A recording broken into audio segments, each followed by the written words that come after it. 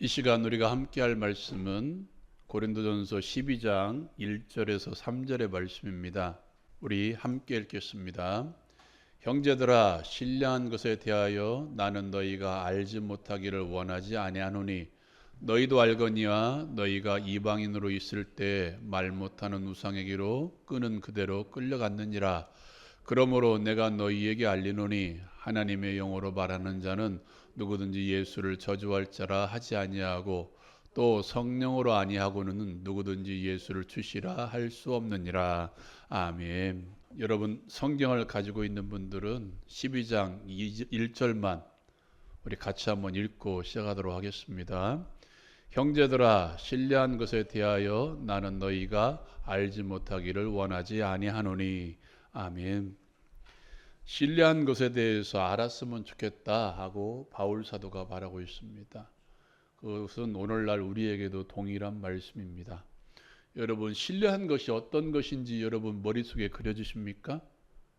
신뢰한 것이다 하면 이런 것이다 라는 머릿속에 그림이 그려지고 있습니까? 이 그림 한번 보실래요?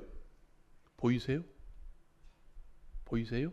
한쪽은 작두 타고 있는 무당, 한쪽은 누구냐면 철학관입니다. 이름 지어주는. 여러분이 생각하기에 이 양쪽 중에 누가 더 신령하다고 생각하십니까? 무당. 예. 뭔가 보여지는 퍼포먼스가 있는 뭔가 그런 것들. 오늘날 우리에게 우리 예수 믿는 사람들 교회 안에서도 신령하다 하면 뭔가 앉아서 연구하고 묵상하고 말씀을 가르치고 하는 것보다는 뭔가 능력이 나타나야 되고 입을 열 때마다 치유의 역사가 나타나야 되고 방언이 나타나야 되고 하나님의 말씀을 예언하는 증거가 나타나야 되고 고린도전서에 있는 말씀처럼 영을 분별해야 되고 신유의 은사가 나타나야 되고 아무튼 이상한 짓이라고 해서 죄송합니다만 이상한 것을 많이 해야 됩니다. 춤을 추어도 적당히 추는 춤이 아니라 남들 보기에 광란의 춤을 추어야 저것은 성령춤이다라고 이야기합니다. 여러분, 우리는 잘 알지 못하겠지만 충청남도 저쪽에 가면 성령춤이라는 춤이 있습니다. 기도원에서 하는데요, 막 꺾어집니다. 몸이 막 이상하게 꺾어져요. 우리가 생각할 수 없을 정도로 관절이 꺾이는 그런 춤을 추는 사람들이 있습니다. 목사를 하면 뭔가 손을 대면 사람들이 나가 떨어져야 됩니다. 여러분, 결코 이것 기억하십시오. 이런 것이 신령한 것이 아니다라는 말이 아닙니다. 그것도 신령한 것이지만 그것만 신령한 것이다라고 생각하는 사람들이 아주 많이 있다는 것입니다. 오늘 사도 바울이 고린도 교회를 향해서 너희가 신뢰한 것에 대해서 나는 너희가 알지 못하기를 원하지 아니한다라고 이야기합니다. 알았으면 좋겠다라고 말씀하고 있습니다. 알았으면 좋겠다라는 말씀 가운데 어떤 의미가 담겨져 있냐면 너희가 아직 신뢰한 것에 대해서 알지 못한다는 거예요. 제대로 알지 못한다는 것입니다. 여러분, 고린도 교회는 다른 어떤 교회보다 하나님의 은사들, 성령의 은사들이 많이 나타났던 교회입니다. 에베소서에도 하나님의 은사에 대해서 기록하고 있고 로마서에도 하나님의 은사에 대해서 기록하고 있는데 이 고린도전서만큼이나 다양한 은사들에 대해서 기록하고 있지는 않습니다. 그만큼 다양한 은사들이 많이 있었습니다. 근데 문제는 뭐냐면 고린도 가운데 분쟁이 있었다는 것입니다. 분쟁이 있었다는 것은 이 신령한 것들을 가지고도 나누었다는 거예요. 뭘? 계급을 나누었다는 것입니다. 뭔가 특별해 보이는 은사는 높은 지위에 있고 남들이 보기에는 별 볼 일 없는 은사처럼 보이는 은사는 뭐라고요? 낮은 지위에 있는 은사를 가지고 차별을 두었다는 게 문제가 있었습니다. 신뢰한 것을 계급을 나누었습니다. 그리고 그것을 가지고 어떻게 할 것 같아요? 너는 내가 보기에는 내 은사 가운데 가깝다라고 어쩌면 은사들끼리 가지고 있는 은사들끼리 계급을 나누어서 그 계급만 뭉쳤던 그 계급으로 당을 지었던 그런 모습일 수도 있었다는 것입니다. 두 번째 문제가 뭐냐면 이것은 말씀 한번 읽고 시작해 봅시다. 2절 말씀입니다. 같이 읽겠습니다. 시작. 너희도 알거니와 너희가 이방인으로 있을 때 말 못하는 우상에게로 끄는 그대로 끌려갔느니라. 아멘. 너희도 신뢰한 것을 어렴풋이나마 알고 있다. 언제 알았냐? 너희가 이방인으로 있을 때. 다시 말하면 아프로디테 신전을 섬기든지 아폴로 신을 섬기든지 미에의 신 어떤 여신을 섬기든지 그 가운데 있었던 어떤 신령한 것들에 대해서 뭘 가지고 있었다? 지식을 가지고 있었다는 거예요. 여러분, 우상을 섬기는 사람들 보면 아까 방금 전에 그림처럼 저는 이 그림 하나만 타는 걸 보았는데요. 제가 이 설교를 준비하면서 보니까요. 작두로 계단을 만들어 놓고 그 계단을 올라가는 장면도 있더라고요. 생각해 봅시다. 작두 하나 타는 사람이 신령한 것인가요? 계단을 타고 올라가는 사람이 신령한 사람인가요? 이방인들도 그런 게 있었다는 것입니다. 이방인으로 있을 때 이방신을 섬길 때에 나타났던 어떤 영적인 것과 그런 영적인 것들을 통해서 신령하다는 것을 어렴풋이나마 알고 있는데 그것이 전부가 아니다라고 지금 바울 사도는 말하고 있습니다. 여러분, 오늘날에도 이방 종교뿐만 아니라 기독교 내에서도 신령하다고 말하는 그런 사람들이 많이 나타납니다. 저는 그런 사람들을 하대하는 건 아닙니다. 비꼬는 것도 아닙니다. 그런 것들도 신령한 것입니다. 이것을 꼭 기억하십시오. 그런 것들 가운데에도 신령함이 분명히 있습니다. 제가 보니까요, 유튜브 한 대를 채널을 열어보면요, 방언을 하는데요, 몇 시간 동안 방언으로만 기도하시는 분들도 계시더라고요. 저는 그렇게 할 수가 없습니다. 그렇게 할 수 있다는 건 대단한 능력이죠. 그런데 문제는 이것을 가지고 등급을 나눈다는 거예요. 그렇게 하지 못하는 목사는 신령한 목사가 아니다라고 등급을 나누는 것입니다. 내가 보기에 이런 광경을 보았습니다. 이런 역사를 보았습니다. 병고침의 역사를 보았습니다. 되기만 하면 나가 떨어지는 역사를 보았습니다. 기도를 하는데 그 사람이 기도만 하면 많은 사람들이 병이 낫습니다. 암덩어리도 떨어져 나갑니다. 천지가 개벽하는 역사도 일어날 수가 있습니다. 문제는 내가 섬기고 있는 교회 목사님이 그런 모습이 나타나지 않으면 그 사람은 어떤 사람이다? 신령하지 않다라고 간주해 버린다는 것이죠. 목사 간의 계급 아닌 계급이 나누어진다는 것입니다. 여러분, 성경 가운데에도 이방신을 섬기는 모습이 등장합니다. 어디에 등장하냐면 열왕기상 18장에 등장합니다. 열왕기상 18장은 엘리야와 바알 선지자들이 싸우는 장면입니다. 갈멜산에서 제단을 만들어 놓고 그 제단에서 역사가 일어나는가 보자. 나도 만들고 너희도 만들고 너희도 신을 섬기는 모습으로 섬겨봐라. 나도 하나님께 기도하겠다. 대신 니들이 불태우지 말라. 하나님께서 신께서 불태우게 하라 하는 장면이 기록되어 있습니다. 먼저 바알 선지자가 말하죠. 이렇게 이야기합니다. 한번 볼까요? 열왕기상 18장 26절 같이 읽겠습니다. 시작. 그들이 받은 송아지를 가져다가 잡고 아침부터 낮까지 바알의 이름을 불러 이르되 바알이여 우리에게 응답하소서 하나 아무 소리도 없고 아무 응답하는 자도 없으므로 그들이 그 쌓은 제단 주위에서 뛰놀더라. 두 가지 파란색이 들어있죠. 응답하소서 하고 계속해서 뭐 하는 거예요? 우리로 말하면 주여 주여 주여 주여 주여 주여 주여 주여 마치 주문을 외우듯이 어떻게 아침부터 낮까지 몇 시간 동안 6시간 동안 그렇게 주문을 외워야 됩니다. 응답하지 않으니까 어떻게 해요? 뛰놀았다라고 이야기합니다. 정확한 번역은 광란의 춤입니다. 여러분, 이 아프리카 지역의 추장들이나 이 주술사들이 이상한 분장하고 막 뛰는 춤 있죠? 그런 것처럼 뛰놀았다는 것입니다. 이상한 춤. 다른 사람이 보기에 춤이라고 할 만한 것이 아닌 광란의 춤을 추었습니다. 안 되니까 어떻게 합니까? 같이 읽어볼까요? 시작. 이에 그들이 큰 소리로 부르고 그들의 규례를 따라 피가 흐르기까지 칼과 창으로 그들의 몸을 상하게 하더라. 아멘. 마지막에 뭘 합니까? 자기 몸을 찢어서 피를 내는 거예요. 이게 이방신의 모습입니다. 오늘날에도 이렇게 이방신을 섬기는 모습들이 다양하게 존재하고 있습니다. 아니 어쩌면 기독교 안에도 이 모든 것이 드러나지 않지만 이렇게 하나님께 기도하는 하나님의 능력을 부르는 사람들도 존재한다는 것입니다. 여러분, 기독교에서 말하는 신령하다라고 생각하는 것과 일부분은 흡사하지 않나요? 이것 한번 생각해 봅시다. 이들이 이렇게 이방신을 섬기는 이유, 접신을 하고 춤을 추고 큰 소리로 부르고 주문을 외우듯이 주문을 외우고 몸을 상하게 하여 피를 내는 그 근본적인 이유가 무엇입니까?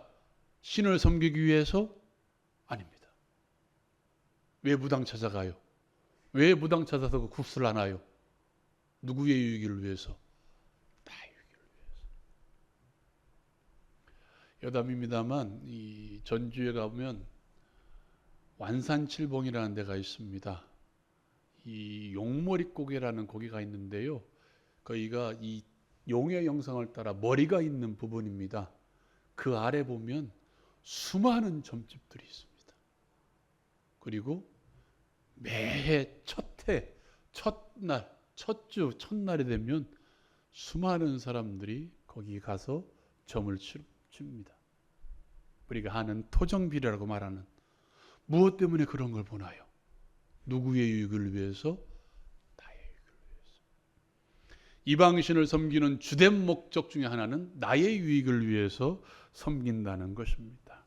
자기의 유익을 위해서 그렇게 섬기는 신령한 행동들. 그와 반면에 교회는, 이거 말씀 한번 읽어볼까요? 고린도전서 12장 3절 말씀 같이 읽겠습니다. 시작. 그러므로 내가 너희에게 알리노니 하나님의 영으로 말하는 자는 누구든지 예수를 저주할 자라 하지 아니하고 또 성령으로 아니하고는 누구든지 예수를 주시라 할 수 없느니라. 아멘. 그렇다면 바울 사도가 말하는 신령한 것은 어떤 것이냐? 먼저 하나님의 영으로 말하는 자는 누구든지 예수를 저주할 자라 하지 아니하고 라고 이야기합니다. 예수를 저주할 자라 하지 아니하고 라는 말씀 가운데 보면 정확한 표현은 예수 저주라는 말밖에 없습니다. 쉬운 말, 다른 말로 하면 예수를 통해서 뭐 하는 거예요? 저주하는 거예요. 나는 예수를 저주합니다, 이게 아니라 예수의 이름을 가지고 다른 사람들을 저주하는 것입니다. 여러분 생각해 보십시오. 이 땅에서 이방신을 섬기고 굿을 하려면, 굿을 하는 이유가 내가 잘 되기 위해서 한다고 생각해 봅시다. 내가 과장해서 부장으로 되려고 합니다. 그러면 어떻게 해야 되나요? 나 혼자 올라가면 되나요? 나와 경쟁하는 사람들이 어떻게 해야 돼요? 떨어져야 되죠. 이 당시에 그랬습니다. 이방신을 섬길 때 자기가 잘 되기 위해서 신의 이름으로 어떻게 하는 거예요? 다른 사람들을 저주하는 거예요. 근데 기독교는 그게 신령한 것이 아니다랍니다. 예수의 이름을 가지고 나와 반대편에 있는 사람들을 저주하고, 예수의 이름을 가지고 원수를 비방하고, 예수의 이름을 가지고 상대편을 비방하고, 예수의 이름을 가지고 그 사람을 향해서 저주를 퍼붓는 게 신령한 것이 아니라는 것입니다. 두 번째로 정말 신령한 것이 무엇이냐? 3장 뒤에 보죠. 이렇게 이야기합니다. 또 성령으로 아니하고는 누구든지 예수를 주시라 할 수 없느니라. 다시 말하면 성령을 가지고 예수를 뭐라고 칭하는 것입니까? 주라고 칭하는 것입니다. 성령 충만한 사람들이 가장 먼저 해야 될 일, 신령한 사람들이 가장 먼저 해야 될 일이 뭐냐면 예수님은 나의 주인이십니다 라고 인정하는 거라는 거예요. 능력을 보여주는 것이 아니라 예수의 주됨을 만방에 선포하는 게 어떤 사람들? 신령한 사람들이라는 것이에요. 예배당에 와서 예수님 나의 주인이십니다 하고 찬양으로 만족하는 것이 아니라 예배당 밖에서도 내가 어떤 행동을 하든지 예수님은 나의 주인 되십니다라고 인정하고 선포하고 행하는 것이 신령한 사람이라고 성경은 말하고 있습니다. 여러분, 성령 충만이라는 게 무엇인가요? 신령한 사람을 다른 말로 하면 성령 충만한 사람들 아닙니까? 성령 충만한 사람들이란 게 이것입니다. 내 안에 내 속사람에 하나님의 영으로 충만해서 더 이상 누가 설 자리? 내가 설 자리가 없는 사람들.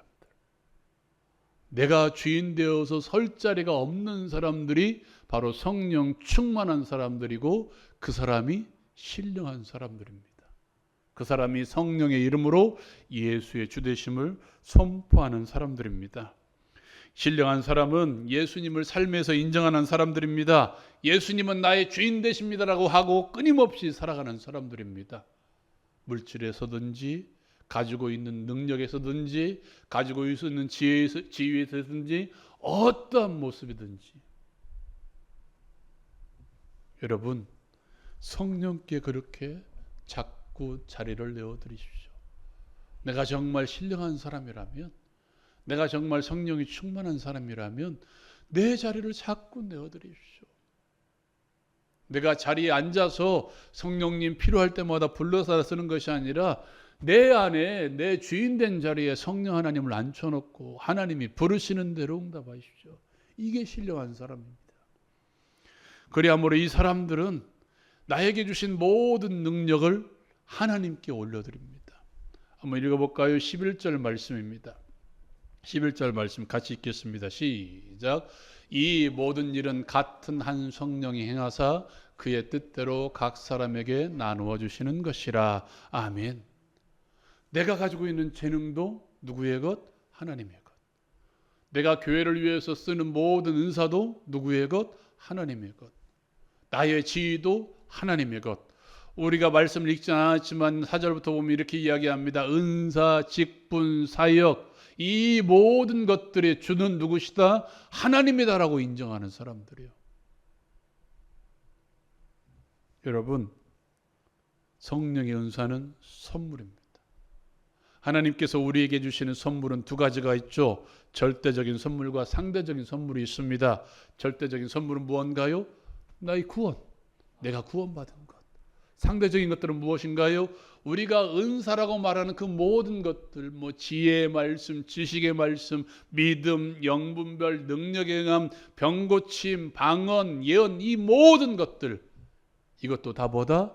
하나님께서 나에게 주신 선물이라는 거예요. 이것을 인정하는 것입니다. 내 믿음과도 상관이 없다고 먼저 인정해야 됩니다. 내 지위와도 상관이 없다고 먼저 인정해야 됩니다. 내 간구와도 그 성령의 은사를 사모하는 내 마음과도 먼저 상관이 없다고 인정할 수 있어야 돼요. 생각해 봅시다. 내 사모함으로 내가 성령의 은사를 받았습니다. 그러면 이것은 누구 것이 됩니까? 내 것이라고 생각하는 거예요.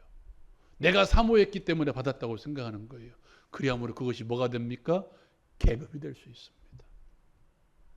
그것이 내 지위를 나타내는 것이 될 수도 있다는 것입니다. 내가 은사를 위해서 많이 구하고 적게 구하고 될 문제도 아닙니다. 하나님께서 주신 선물입니다. 이것을 가지고 지위를 나눌 수 있나요?